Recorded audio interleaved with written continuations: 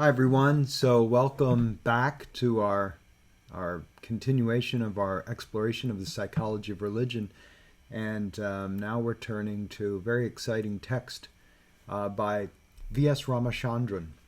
If you haven't heard of V.S. Ramachandran before, he's someone who you should look into. I provided one of his videos, but the internet is loaded with his talks.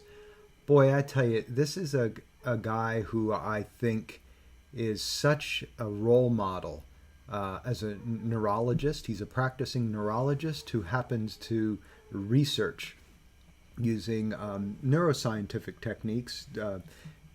He makes a distinction between those who study averages and use statistical measures to study groups versus those who study individuals, N equals 1 research design. And he unapologetically favors doing one-on-one research with patients, clinical research, N equals 1 design. So instead of using statistics and setting up experiments in looking at averages and statistical measures, he looks on a case-by-case basis. And as you see in this book and the excerpts that I'm asking you to read, the guy is just an incredible intellectual, and he's a public intellectual.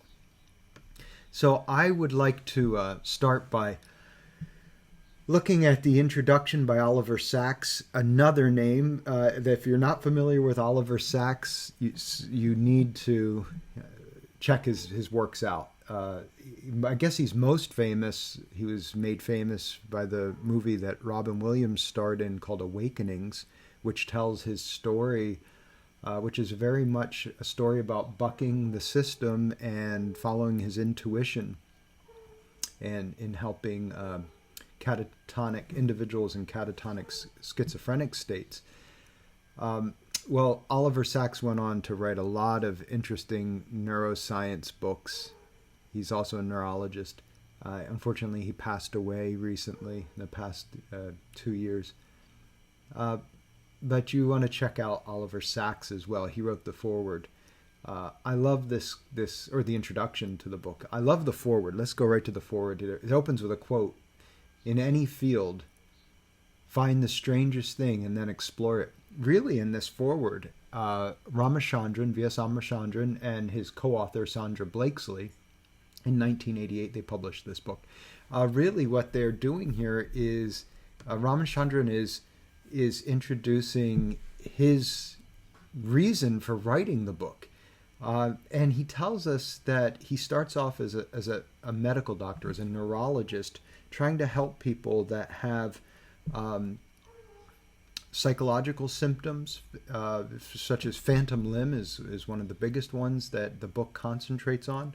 We're not going to be reading the in-between chapters. We're just reading chapter 1 and chapter 9, where he deals with religious experience in chapter 9. Chapter 1 is an introduction to neuroanatomy and to the methods of using of neurologist and individual N equals 1 design clinical research. So let's look at a few quotes, discuss a few passages from the foreword. He says, "Popular science books have a rich, venerable tradition going as far back as Galileo in the 17th century. Indeed, it was Galileo's main method of disseminating his ideas, and in his books he often aimed barbs at an imaginary protagonist, Simplicio, an amalgam of his professors. Almost all of Charles Darwin's books, including The Origin of Species, The Descent of Man, The Expression of Emotions in Animals and Men, The Habits of Insectivorous Plants, but not his 2-volume monograph on barnacles, were written for the lay reader at the request of his publisher, John Murray. The same can be said of many works of Thomas Huxley, Michael Faraday, Humphrey Davy, and many Victorian scientists. Faraday's Chemical History of a Candle, based on Christmas lectures that he gave to children, remains a classic to this day." Ramachandran is laying out a case of why he feels it's important to write for the layperson, to write for the general public, write a book that's accessible, not watered down, but accessible to people who don't have graduate degrees in psychology or neurology or biology. Why he thinks it's important to do so, and he's giving historical argument now. He's showing us all the famous figures from the history of science who have done this, who have written for the layperson. He goes on, this book is based on true life stories of many neurological patients. To protect their identity, I have followed the usual tradition of changing names, circumstances, and defining characteristics throughout each chapter. Some of the cases I describe are really composites of several patients, including classics in the medical literature, as my purpose has been to illustrate salient aspects of disorders such as the neglect syndrome or temporal lobe epilepsy. When I describe classic cases like the man with amnesia known as HM, I refer the reader to the original sources for details. Other stories are based on what are called single case studies, which involve individuals who manifest a rare or unusual symptom. So what he's describing to us in the foreword is how he's going about giving us examples, and he's telling us some of the examples he's given the patients, he's protecting their identity because they're alive, and so that he's showing us an ethical and moral perspective. And he's also telling us that some of the examples he's given is actually a few patients combined into one for illustrative purposes. And again, you'll see this especially in clinical psychology. In the research in clinical psychology, you'll see a lot of books written on just one patient or a handful of patients. Don't become misinformed when you're told by your research psychologist professors who are not clinicians that you have to do experimental studies, experimental statistical studies. That's not the only research method in psychology. If you have to do it for a class, do it. Learn it. You have to learn this. But please don't mistakenly think that's the only kind of research that exists, because unfortunately that is a misconception many students have. And I think it's at the direct fault at research psychologists who feel that laboratory statistical research is the only legitimate kind of research. And hopefully you learn from this class that we just spent 3 weeks studying Gordon Allport, who, to my knowledge, did no experiments. So now we're studying a neurologist who's saying, hey, I look at the statistical research, I read their journal entries, but that's not the kind of research I do. So this is such important, rich lessons for us as young psychologists, people training to be psychologists. He goes on, another selection from the reading that I've chosen. A tension exists in neurology between those who believe that the most valuable lessons about the brain can be learned from statistical analyses involving large numbers of patients and those who believe that doing the right kind of experiment on the right patients, even a single patient, can yield much more useful information. This is a really silly debate since its resolution is obvious. It's a good idea to begin with experiments on a single case and then to confirm the findings through studies of additional patients. By way of analogy, imagine that I cart a pig into your living room and tell you that it can talk. You might say, "Oh, really? Show me." I then wave my wand and the pig starts talking. You might respond, "My God, that's amazing." You are not likely to say, "Ah, but that's just one pig. Show me a few more, and then I might believe you."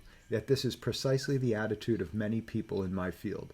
I think this is illustrating exactly what I'm saying to you about experimental psychology and laboratory psychology research, statistical research versus individual clinical research, N=1 design. So it means one-on-one research. So he's making his statement clear, and he's not apologizing for his methods. He goes on, I'd also like to say a word about speculation.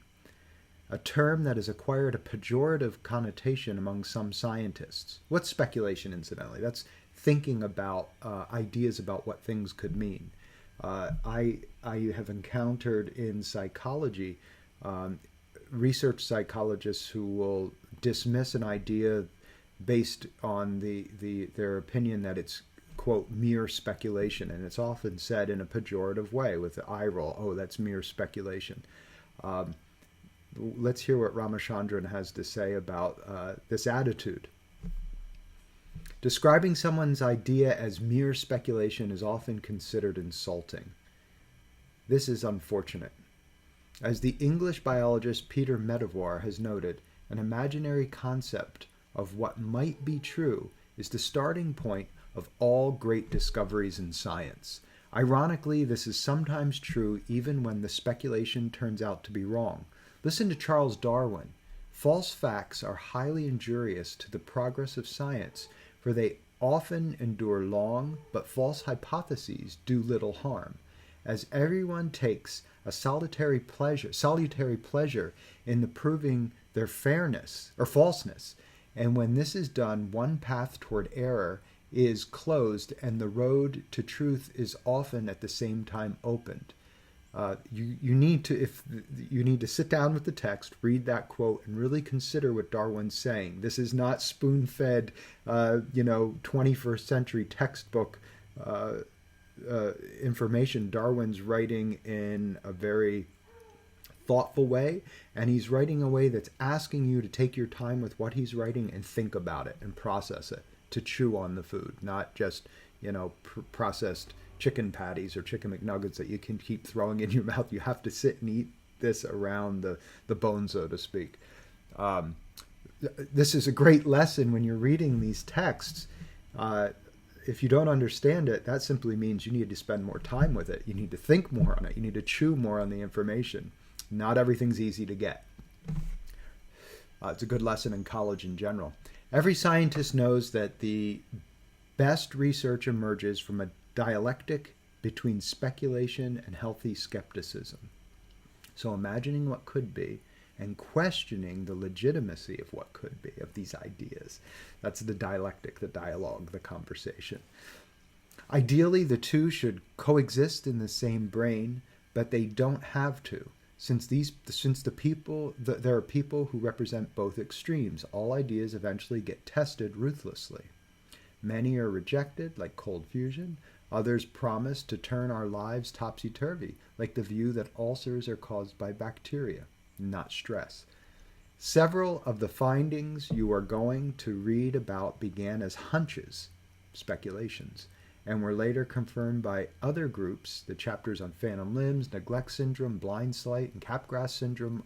Other examples describe work at an earlier stage, much of which is frankly speculative. The chapter on denial, and our chapter on temporal lobe epilepsy and God, religious experience. Indeed, I will take you at times to the very limits of scientific inquiry. I strongly believe, however, that it is always the writer's responsibility to spell out clearly when he is speculating and when his conclusions are clearly warranted by his observations. I've made every effort to preserve this distinction throughout the book, often adding qualifications, disclaimers, and caveats in the text, and especially in the notes. In striking this balance between fact and fancy, I hope to stimulate your intellectual curiosity and to widen your horizons rather than to provide you with hard and fast answers to questions raised. So this is his foreword to the book, and he's making some pretty bold statements here. And I hope that you can see why I've selected him for our course, and why I call him a role model. Because he is striking out, justified by his own thoughts, his own procedures that may not be popular within his field of study at this time. Many of these criticisms that he's raising can be directly aimed at our current modes of research in psychology. And I present this not only to give you an understanding of the biological psychology of religion and to present Ramachandran as a potential role model for your thinking in this, but also in a broader, more generalized way to realize that what you learn in undergraduate, procedures you're learning in undergraduate, when you choose to go to graduate school, you can choose a program that is working with a research professor who is more in line with your way of thinking. And you should not just take your undergraduate experience and your exposure to research in undergrad as the only way of doing it. Every course that you take is highly dependent on the person who's teaching it and their beliefs and attitudes. Every class taught by a different professor will be a completely different class that you've taken. So keep these things in mind when you're going through this, and heed Ramachandran's examples, his experience. There's a reason that he's one of the most celebrated neurological researchers alive today.